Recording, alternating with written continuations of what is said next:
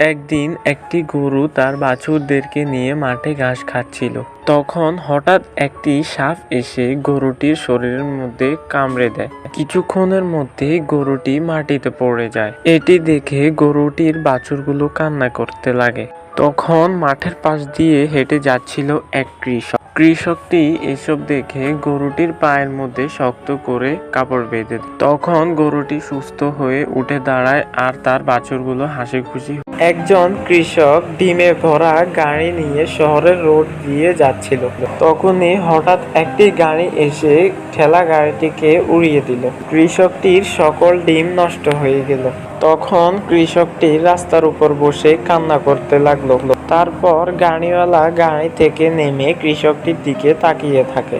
সেই লোকটি কৃষকটিকে অনেক টাকা দিয়ে দেয়। একদিন একটি গরু মাঠের মধ্যে হাঁটছিল আর ঘাস খাচ্ছিল। তখনই গরুটির অনেক পানি পিপাসা পায়।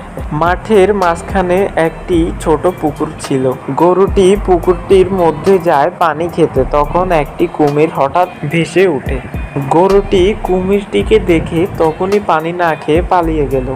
তারপর গরুটি মাঠ দিয়ে হাঁটতে হাঁটতে দেখলো একটি কুকুরের কাছে এক বালতি পানি আছে। তারপর গরুটি সেখান থেকে পানি খায়।